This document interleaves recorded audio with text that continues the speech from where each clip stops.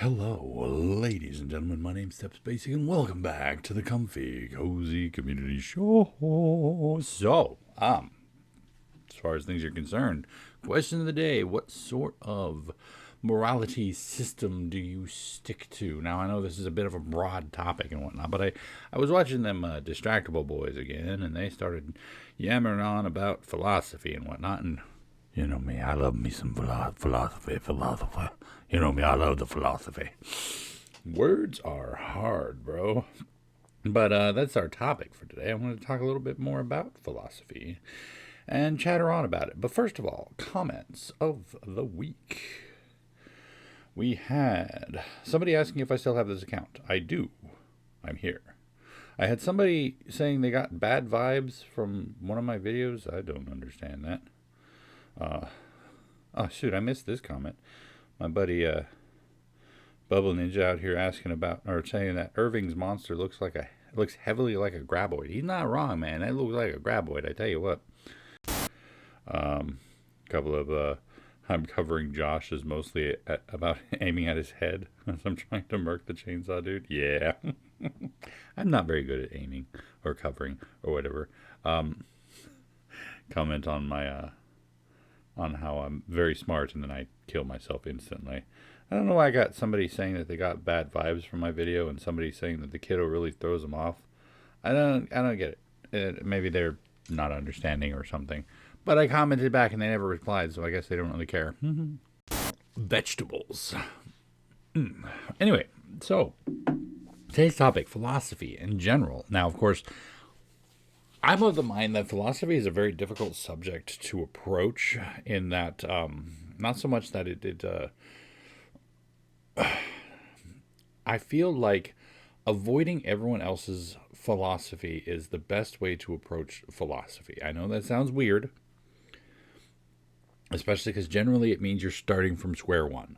Now, everybody, from you to me to my brother who absolutely despises philosophy, to the cat, to my child, everybody has philosophy. Come on, get over here there. Whatever you are, microphone, don't hide.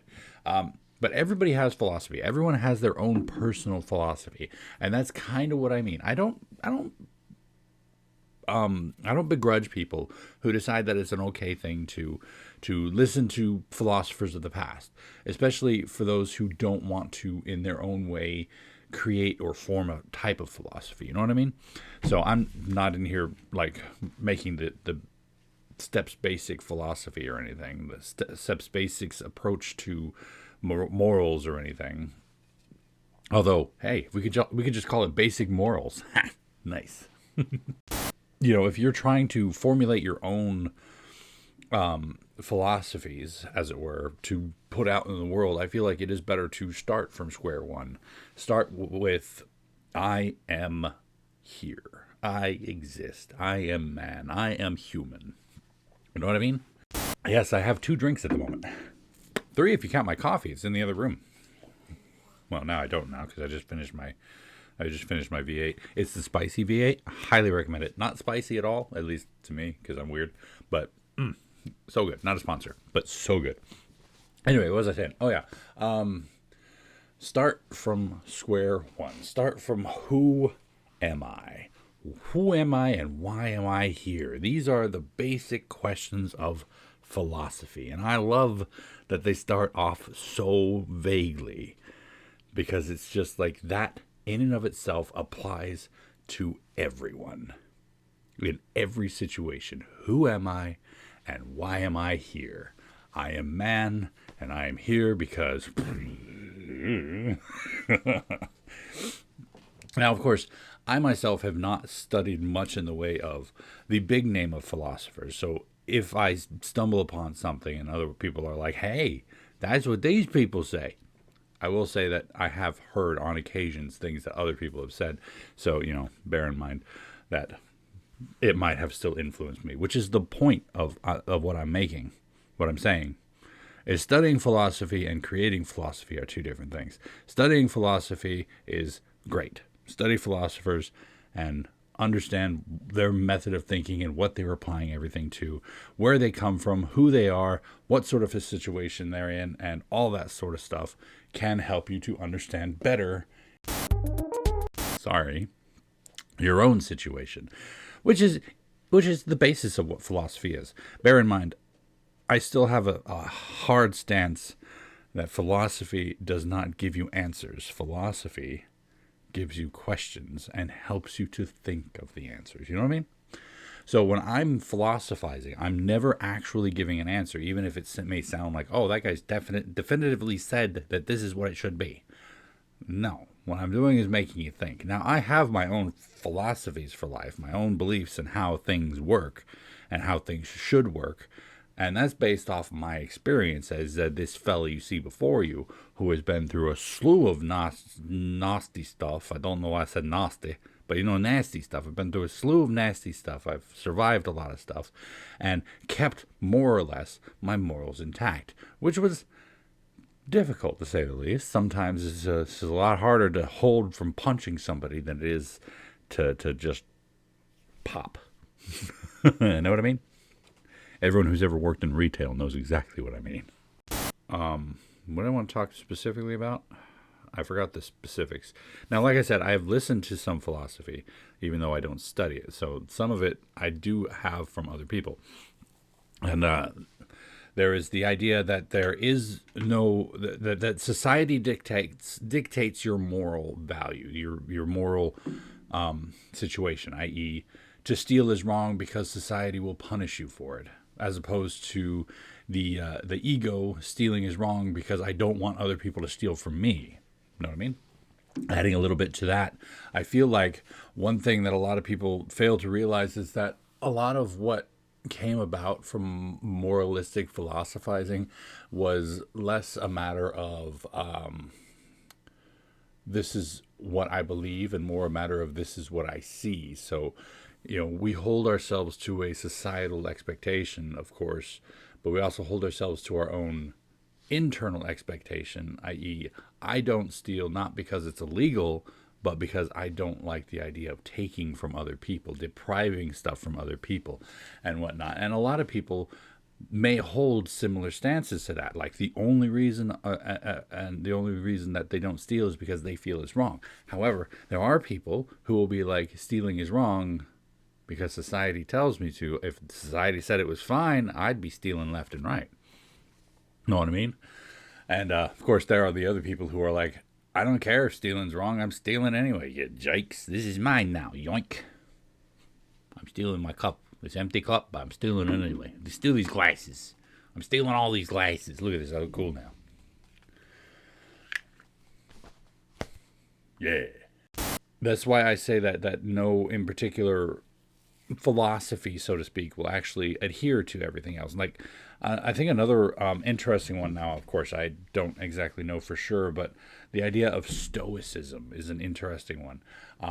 As a philosophy, it doesn't generally translate into what we see as a stoic person these days. It's not exactly a one-for-one exchange. More of a stoicism is more of, if I remember correctly, correct me if I'm wrong, but more of a what's the word? Life sucks, so I'm just going to live my own, as it were. So if I remember correctly,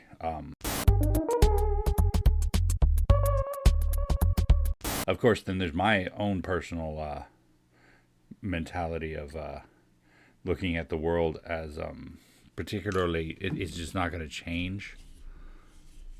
Like, we can all sit here and hope and pray for good things to happen and for the society to change its minds on certain stances. But in order for that to happen, we'd have to have a great upheaval in human thought and value for it to actually happen. So big major societal ills will never go away. They will just change shape and change form, and people make excuses for why it's okay now. And then, of course, a couple years down the road, we're going to be like, no, it's not okay like that either. And then we're going to shift it to a different form of the spectrum, where we're going to be saying it's okay now because this is how it is doing it. We're not doing that.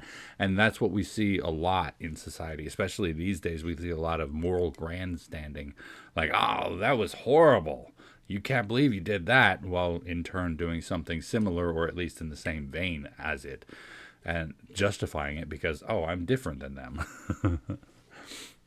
But that's society. So I'm a nihilism. That's it. I'm a nihilist. That's the word I was looking for. I'm a nihilist, by the way. Well, I should say I'm borderline nihilist. I'm not completely. But the way I feel about society and whatnot is that it just doesn't want to change. It has the ability to, it just doesn't want to, which makes me borderline nihilistic. As far as morals are concerned, I feel like justification for certain actions can eschew the morality of it. So, like, stealing bread is wrong. Stealing bread to feed your family is wrong, but the moral badness of it is eschewed because of the moral good. So the good outweighs the bad. So yes, you stole that bread, and somebody else is not going to be able to get that bread, but now your family can eat that bread. You know what I mean? It's still bad, but it's not necessarily a bad thing. It's a weird little stance I hold. And I feel like morals are such an odd gray area that no one can ever particularly look at. Well, strike that. There are definitely a few things that I could easily slip into the morally black or morally white section. Bad versus good. There are definitely some things that are morally bad and some things that are morally good. But a lot of what society deems as bad or good would actually fall within the gray area, which is a weird little stance to take. But it's always about circumstance rather than actual situation